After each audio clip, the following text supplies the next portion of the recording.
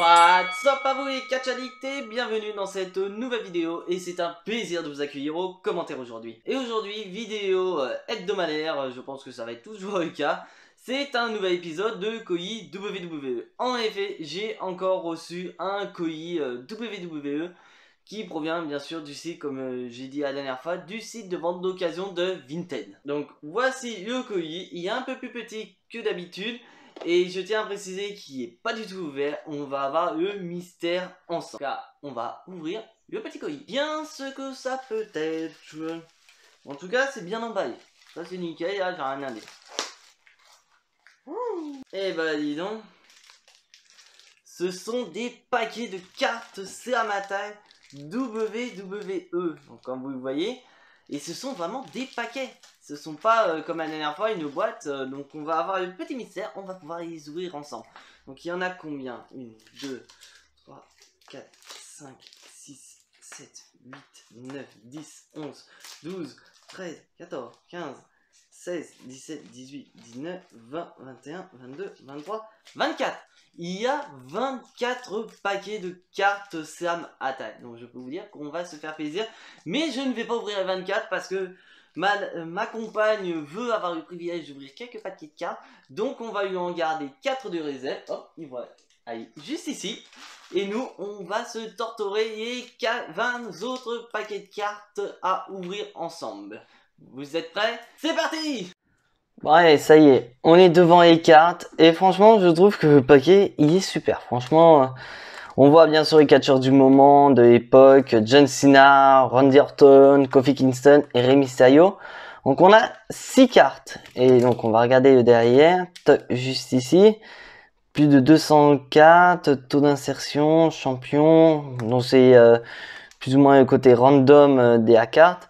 Et c'est l'édition de 2010. Donc on peut dire que c'est vraiment la dernière édition où les cartes Seramatai ont été faites.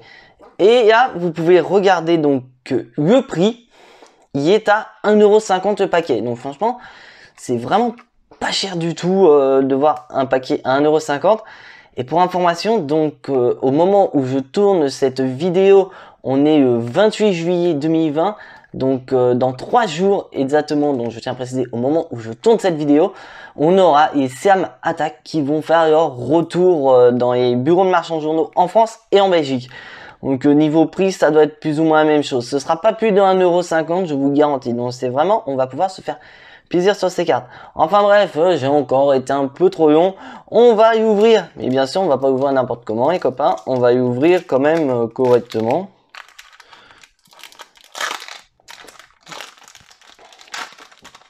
Quand même, hop, comme ceci, minutieusement. Hop, on commence à jouer. Donc déjà, je suis donc là ils nous mettent la règle du jeu. Au moins on n'aura pas l'air con. On verra ça plus tard.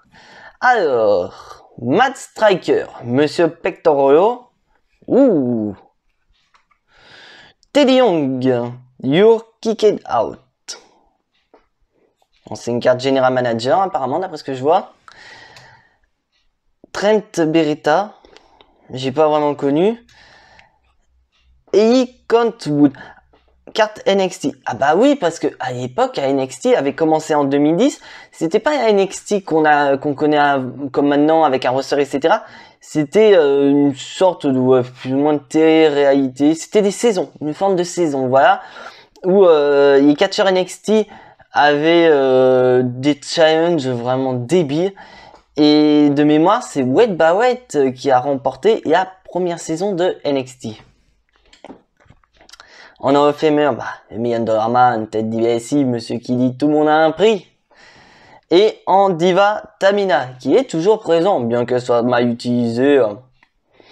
On n'ira pas plus loin. Hop, premier paquet terminé. On attaque le deuxième.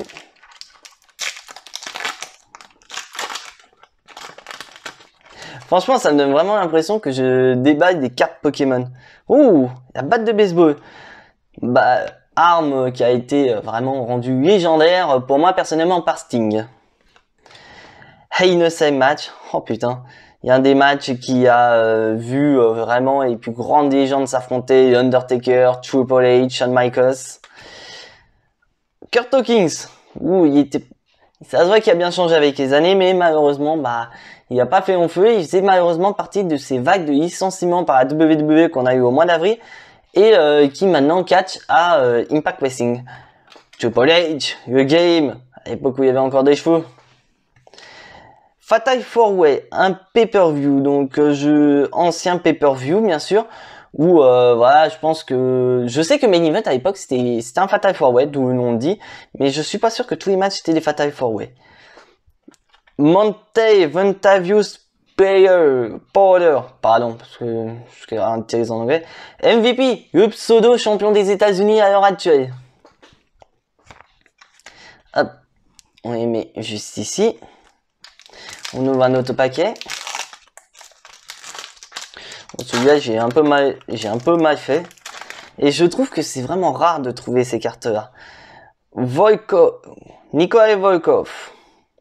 The Miz. Oh, champion en plus. Regardez. Elle brille de mille feux. Ricky the Dragon Steamboat qui a marqué l'histoire de WrestleMania avec son main event à WrestleMania 3 contre Randy Savage, parce que pour moi c'est son main event, c'était son plus gros moment de sa carrière où il devient champion intercontinental. Jey Uso, et si vous avez vu ma dernière vidéo, j'avais Jimmy Uso, donc bah tiens justement, on va regarder, on va ressortir notre petite boîte et on va regarder, parce que plus précisément, non... C'était... Vous dégagez là. Alors, non, c'est édition 2010. Donc, en gros, j'ai pas mal de paquets. Toc, voilà. Toc. Et j'ai Uso. Voilà. Hop. J'ai les deux frangins. J'ai Jimmy et j'ai Uso. Et on peut voir vraiment qu'à l'époque, ils sont plus du tout comme ça. Ils ont bien veillé et ils se sont bien fait tatouer en plus. Tac. Donc, on va la mettre ici. Tac. On va mettre ça ici. Et Jack Swagger, à l'époque c'était The All American.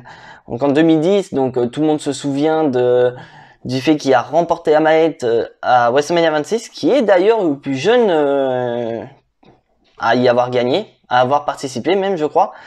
Et il avait encaissé sa mallette au SmackDown du lendemain de WrestleMania face à Chris Jericho. Donc c'est vraiment pas un règne assez... J'en ai pas mes moindres souvenirs. Vraiment, le seul moment où j'ai pu se retenir la carrière de Jack Swagger, c'était en 2013 où il faisait partie des Authentiques Américains avec, pendant un moment, Cesaro, et il était managé par Zeb Cotter. Et maintenant, bah, tout le monde sait, Jack Swagger est à AEW sous le nom de Jack Hager. D'ailleurs, il est en clan avec Chris Jericho. Finlay, qui naît toujours avec sa canne. Tac. On va ranger ça là. Hop. Donc là, je crois qu'on est rendu à 3 paquets. Hop. J'ai la règle. Alors, J-Way the King. Ok. Ah, Teddy Young. Encore en double. The Miz, que j'ai aussi en double. Steel Cage Match. Ah bah alors là, une stipulation que j'adore aussi, qui fait tout aussi mal qu'un Hell in a Cell. Le dernier Steel Cage Match que je me souviens, je crois qu'on a eu à la WWE, c'était Kofi Kingston contre Dolph Ziggler, c'était à Stomping Ground l'année dernière. Et c'est un Hunter que j'ai toujours. Et William Regal, le manager officiel de NXT. Donc je pense que je vais voir par rapport au nombre de doubles que je peux avoir. Mais si j'ai vraiment beaucoup de doubles, je tenterai pourquoi pas un petit concours sur la chaîne pour vous faire gagner les doubles. De toute façon, je vois pas l'intérêt pour moi de garder les doubles. Donc si ça peut si vous êtes partant, pourquoi pas vous faire un petit concours sur les réseaux sociaux pour gagner les doubles que je vais avoir. Alors, Kendo Sticks. Ah bah là, on sait c'est qui s'en est servi récemment, Dominique. Prise signature Edge, le Spear. Et en plus, d'après ce que je vois, en arrière-plan, c'est Royal Rumble 2010, ça où il a fait le retour en 29e position. Et même Chris Jericho, je m'en souviens, Chris Jericho il était choqué parce que c'était Chris Jericho qui avait baissé. Et il revient en 29e position et il gagne au Royal Rumble. Stretcher match. Donc en gros, c'est le match de la civière. Donc en gros, le principe c'est qu'il n'y a pas de tombée, pas de soumission, pas de décompte à l'extérieur, pas de disqualification. Et le seul moyen de gagner, c'est de placer donc son adversaire dans la civière et lui faire passer une ligne. Et le plus souvent, la ligne, c'est au sommet de la rampe. Le dernier match qu'on a vu comme ça, c'était John Cena contre Kane à War, donc en 2014, pour être qualifié à Money in the Bank. Brie Bella, ouais, c'est vrai qu'elle était déjà là à l'époque. Maintenant, maman d'un deuxième enfant, maintenant, bientôt. Et Hall of Famer qui devrait pas tarder à arriver avec sa sœur Nikki. Julian, j'ai jamais vu. Justin Gabriel, oui, qui a fait ses débuts à NXT. Et pour information, dans cette première saison de NXT, c'est là où on a connu la Nexus. Et Justin Gabriel en faisait partie, bien sûr, avec Wade Barrett, le leader, Daniel Bryan, Darren Young, tout un tas de catcheurs. Donc pour savoir si vous voulez connaître donc l'histoire de la Nexus, Ali de Catch Club en parle bien dans sa vidéo. Je vous mets un lien dans la vidéo et pourquoi pas dans la description. Tac. Alors, Trent Beretta et Cayenne Croft. Je connais pas. Ah, il y a Maët, comme ils disent, WWE Money in the Bank Briefcase. En brillante en plus, donc je pense qu'elle doit être assez rare, au logo de WrestleMania 26. Parce qu'en fait, à l'époque, les premiers Money in the Bank avaient lieu à WrestleMania. Et c'est vraiment en 2010 où on a eu au total 3 mallettes sur une année. Donc on avait la mallette à WrestleMania 26. Et peu de temps après, on avait Money in the Bank 2010. Donc vraiment le pay-per-view adapté aux mallettes Money in the Bank. Et les 2 vainqueurs en 2010, c'était Kane et The Miz. Oui, The Miz. Ça y est, je me souviens.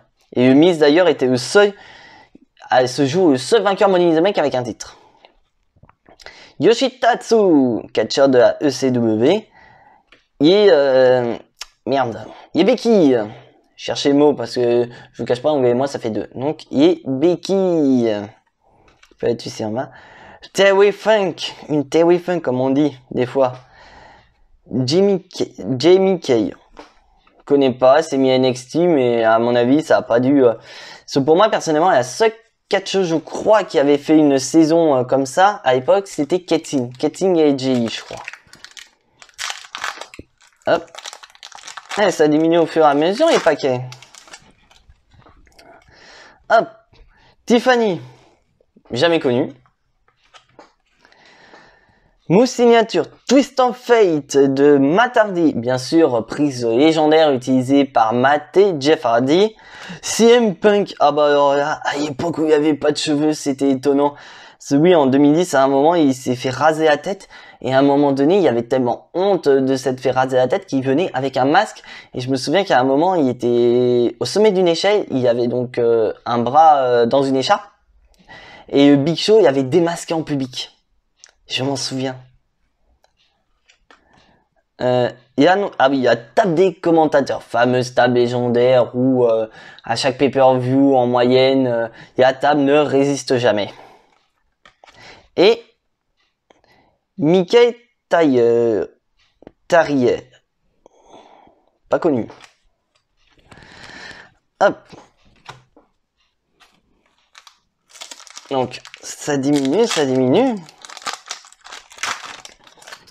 Tac. David Hart Smith. Hop. Je vire ça. Pas trop connu. J'ai pas souvent vu à l'écran. John Cena. Et en plus, comme vous le voyez sur la carte, c'est John Cena version jouet. Donc édition Mattel. Donc oui, parce que bon, on suppose, voilà, John Cena à l'époque en 2010, c'était encore le visage de la compagnie, donc il jouait, ça est fort avec lui. Donc là, c'est Akan. Donc à mon avis, ça doit être Akan de Fit Finlay. Donc bah, Kurt Hawkins et Lance Archer. Oh, Husky Harris. Husky Harris. S'il y en a, ils peuvent reconnaître. Moi, je sais c'est qui en fait Husky Harris. En fait, à l'heure actuelle, c'est Bray Wyatt. Imaginez Husky Harris. Donc, il faisait partie de la Nexus originelle. Donc, il y a cloche, bien sûr. Dédicace à Christophe avec sa cloche. Si tu regardes la vidéo, tu vas comprendre. Mais là, franchement, c'est extase. Quand tu te dis, putain, j'ouvre des paquets, j'ai l'impression d'ouvrir des cartes Pokémon.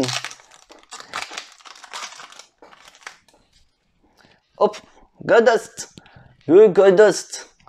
Bah maintenant, comment c'est, il est plus là, il est à UW. Teddy Young, le manager légendaire de SmackDown.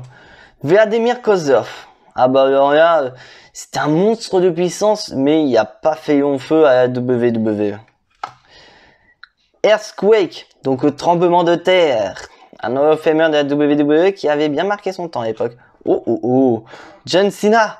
John Cena, the champ, is here. Et, ouais, Mysterio, Bouyaka.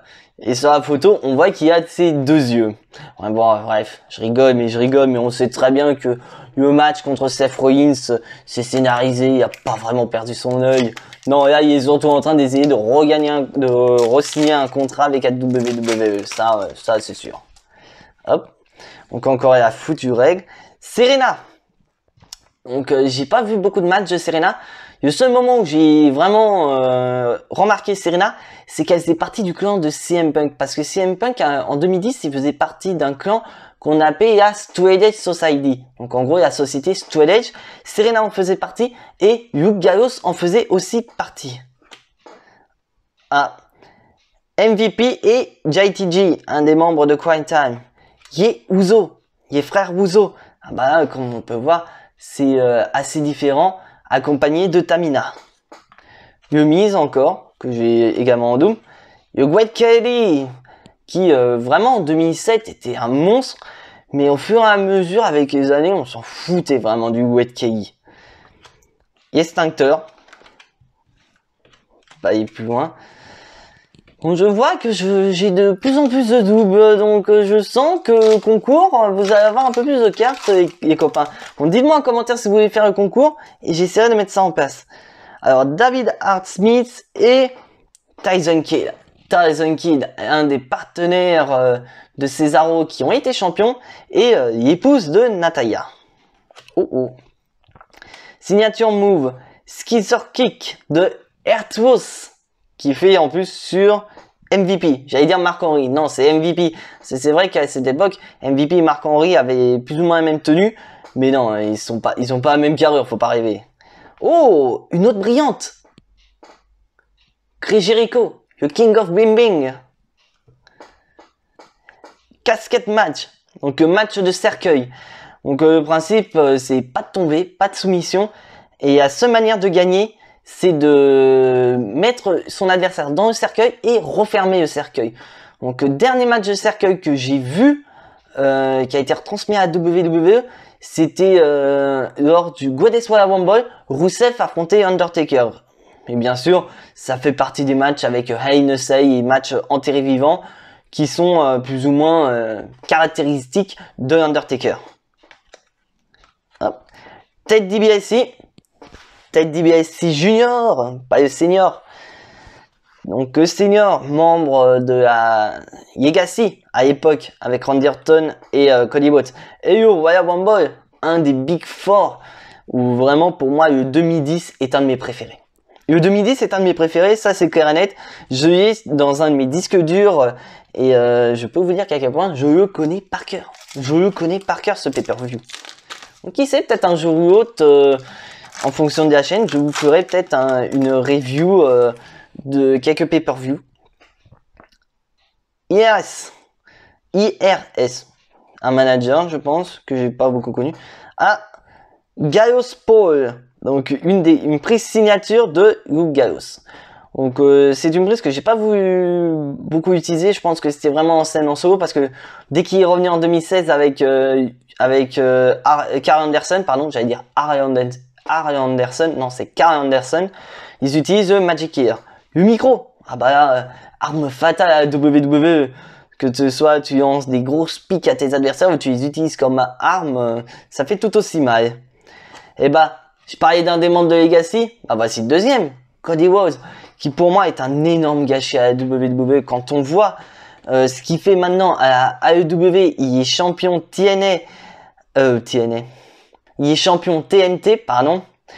Et surtout que dans le circuit indépendant, voilà, il y a eu des titres et des titres. Et quand on voit qu'à la WWE, il s'est juste imité au titre intercontinental et à des titres par équipe. Donc franchement, je trouve que Cody Rhodes est une des rares têtes dans le monde du catch où il a pris le risque de quitter la WWE et au final de très bien s'en sortir. Justin Roberts, annonceur. Et à David Otunga, l'avocat diplômé d'Harvard qui a fait, je crois aussi NXT, d'après ce que je vois sur la carte, il a dû faire NXT, mais je crois pas qu'il a fait partie d'un Nexus. Je ne suis pas sûr à 100%. Et quand on voit, quand même, il y a pile de cartes. Et là, il faut que je pense à faire le tri quand même pour Edoum.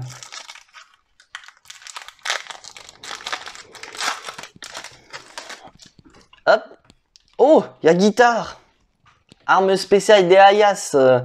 Et pour information, je viens d'acheter une nouvelle Funko Pop des Ayas et peut-être pourquoi pas, je vous ferai peut-être une vidéo où je vais déballer cette pop. Encore une dans ma collection. The Fate Breaker, donc prise de finition de Michelle McCool et la femme de Undertaker. Et c'est vrai que quand on voit comment elle exécute sa prise, c'est vrai qu'elle a un poids similaire au Styles Clash, donc la prise de finition d'AJ Styles.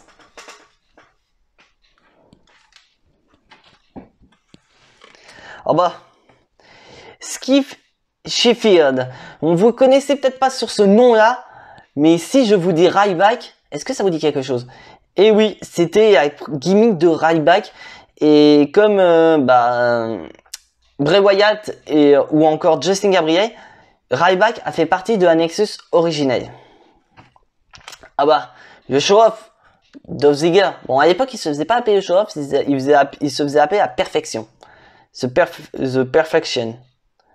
Et quand tu te dis, voilà, il est encore là, bien que je trouve qu'il soit...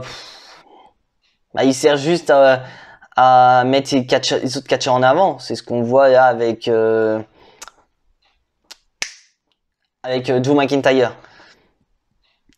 Paul Orton, Hall of Famer de la WWE. Et Rajin Skin. Je ne connais pas du tout. J'ai pas envie de dire de conneries, mais je pense pas. Je crois qu'il a été manager. Je suis pas sûr s'il a été manager parce que quand on voit le nom, on se donne l'impression qu'il a été manager du Great Khali. Donc, il reste combien de paquets? Oh, il en reste déjà 5. Après, le truc, c'est qu'il y a que 6 cartes. Bon, après, tu te dis, 1,50€ pour 6 cartes, ça fait vraiment pas cher. Donc, franchement, j'attends qu'une chose, c'est d'attendre, on est samedi, c'est 1er août. Vendredi pour avoir une nouvelle carte. WrestleMania 26 qui avait lieu en Arizona, donc à Phoenix, avec des matchs mais légendaires. Donc on avait Edge contre Chris Jericho pour le titre de champion du monde poids lourd, John Cena contre Batista pour le titre de la WWE et le main event légendaire entre Shawn Michaels et Undertaker. Il y a Streak contre la carrière de Shawn Michaels, c'était... j'ai pleuré quand j'ai vu la fin du match. Parce que j'étais pour les deux, franchement. Sergent Sauter, Hall of Famer de la WWE. Et la Elimination Chamber Match. Donc franchement, une des stipulations qui fait horriblement peur. Parce que, bon, c'est plus les caches comme on a là, où vraiment on voit les extérieurs qui sont protégés, etc. Mais c'est vrai qu'à l'époque, et à noter que les Elimination Chamber Match n'ont pas vu le jour lors du pay-per-view Elimination Chamber. Ça a été mis, je crois, à No Way Out, je crois, le premier. Je suis pas sûr à 100%, mais je crois que c'est qu'en 2008 ou 2009 où les Elimination Chamber ont eu leur propre pay-per-view. Et franchement, et c'est vrai que souvent, Elimination Chamber Match, c'était souvent caractérisé comme le dernier payage avant WrestleMania. Terry Funk, que j'ai déjà. Encore une qu'on a déjà. Le British Bulldog. Le British Bulldog, Hall of Famer de la WWE et ancien vainqueur du Royal Rumble. Parce que beaucoup de gens ne savent pas, le British Bulldog a gagné un Royal Rumble. Et c'est la seule fois de l'histoire où on a eu 2 vainqueurs du Royal Rumble. C'était, je crois, à l'époque c'était à WrestleMania 10. Donc c'était l'année de WrestleMania 10 où le British Bulldog et Bret Hart sont tombés en même temps. Et ils n'ont pas voulu faire la belle, donc recommencer. Donc au final, on a eu 2 vainqueurs. Donc au final, le British Bulldog et Bret Hart à WrestleMania ont eu 2 matchs chacun. Voire même aussi le champion à l'époque, Yokozuna, avait 2 matchs. Parce que vu qu'il n'y avait qu'un seul titre mondial, Yokozuna a affronté les 2 vainqueurs du Royal Rumble.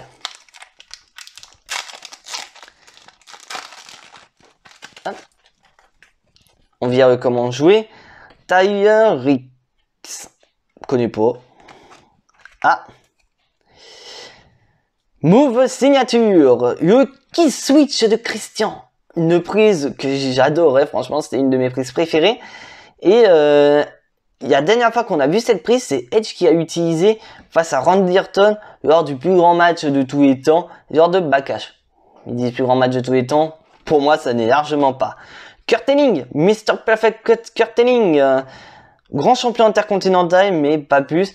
Et bien sûr, papa de Curtis Axel. EB Jim, Hall of Famer de la WWE. Alicia Fox, qui était déjà présente, oui.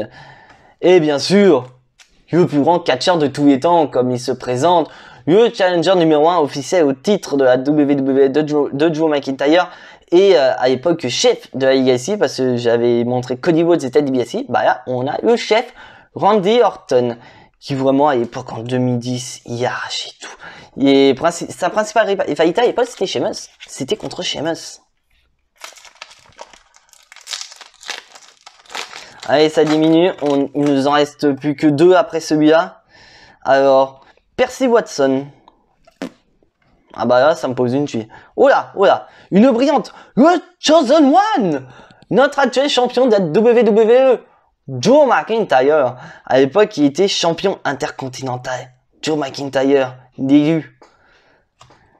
Ah, Heath qui a fait partie de la Nexus originale, qui maintenant ne fait plus partie de la WWE et qui est maintenant à Impact. Et franchement, je trouve que c'est aussi une belle paire.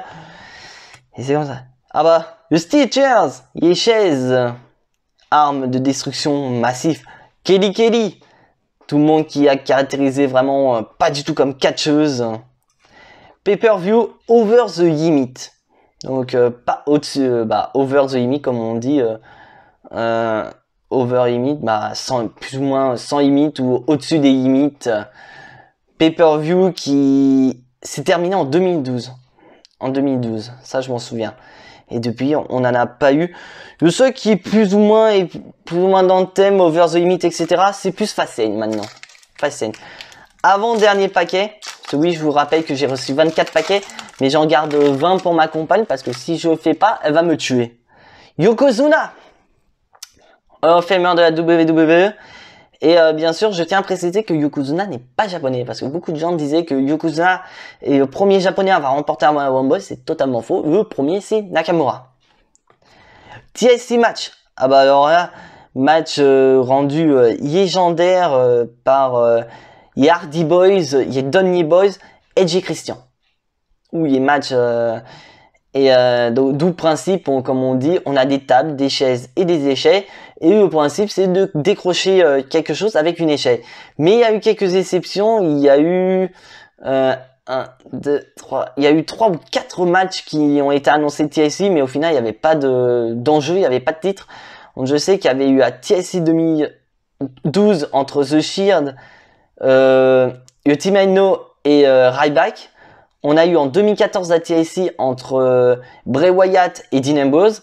Et on a eu The Shield contre Pseudo Shield parce qu'il n'y avait pas Roman Reigns, il était malade, donc c'est Kurt Angle qui a remplacé, face aux Miz, aux Sheamus et Cesaro, Braun Strowman et Kane.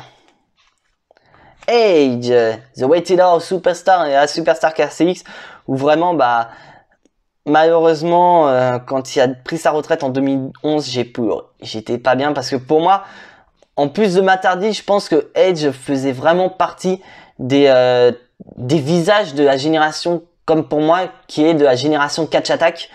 Donc dites-moi en commentaire si pour la génération Catch Attack, si c'est ce cas.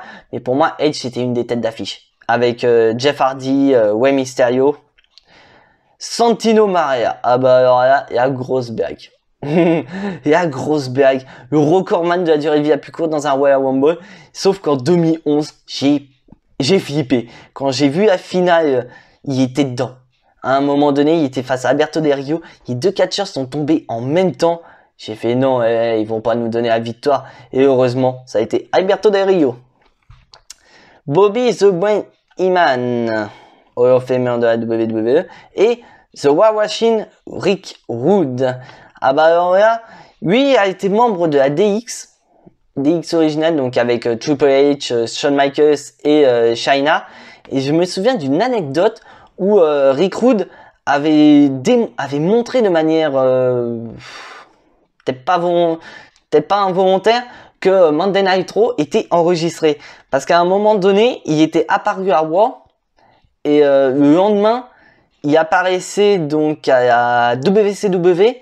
Et la différence, c'est que il y avait un moustache à la WWE et à la WCW, il était pas rasé. Il était pas rasé. Et non, je raconte des bêtises parce que vu que c'était la guerre des lundis soirs, donc c'était en même temps. Donc il a été sur deux shows en même temps. Donc il a démontré que la WWE enregistrait ses shows alors que la WCW c'était en direct. Et d'ailleurs, je crois que c'est même le seul catcheur de l'histoire à avoir été à deux shows en même temps. Et là, on arrive au dernier paquet. Le dernier paquet. Ah, il plaisir. Rosa Mendes. Ça fait un petit moment qu'il n'est plus là, mais elle n'a pas beaucoup marqué l'histoire. Ouh. Signature. Le Cambridge Powerbomb. Prise de finition de Jack Swagger, qui a été sa prise de finition pendant un moment, jusqu'à ce qu'il revienne avec Zab Cotter, où sa prise de finition, c'était le Patriot Lock, donc en gros le Angle Lock. Donc il y a prise de cheville. Donc Hibiki, comme toujours. Luke Gallows. Ah bah, comme j'avais parlé de CM Punk, j'avais parlé de Serena. Bah voilà, le dernier membre de la Straight Edge, Luke Gallows. Donc on peut noter que Luke Gallows a quand même fait 2 passages à la WWE au final. Kelly Kelly, dont j'en reviens pas, et encore Over the Limit. Donc on a quand même pas mal de doubles, je pense. Et hop, voilà. Et là, on peut vraiment dire qu'on a beaucoup de paquets de cartes. Franchement, ça fait plaisir. Donc je vais faire le tri après la vidéo, bien sûr, pour voir le nombre de cartes en double que j'ai. Et je vous organiserai, si vous êtes tous partants, dites-moi dans les commentaires pour un futur concours. Donc voilà, cette vidéo touche à sa fin. Comme d'habitude, abonnez-vous à la chaîne, n'hésitez pas à activer la petite cloche pour être notifié des vidéos à venir et surtout le petit pouce bleu qui fait plaisir à la chaîne. Et j'espère que ces vidéos vous plaisent parce que franchement, ça me fait très plaisir de vous faire ces vidéos d'ouverture de paquets de cartes, sachant que voilà, dès le 31 juillet, on a les cartes Sam Attack qui vont revenir. Donc qui sait, si les vidéos comme ça ont du succès, je serai peut-être amené à vous faire des ouvertures de cartes de manière régulière, peut-être pas forcément hebdomadaire, mais de temps en temps, parce que c'est vrai quand on voit 1,50 € le paquet de cartes, on peut se faire plaisir. Et puis surtout, soyez fiers d'être fan de catch. C'était Jimbo, et à suite au prochain épisode. Ciao, bye bye.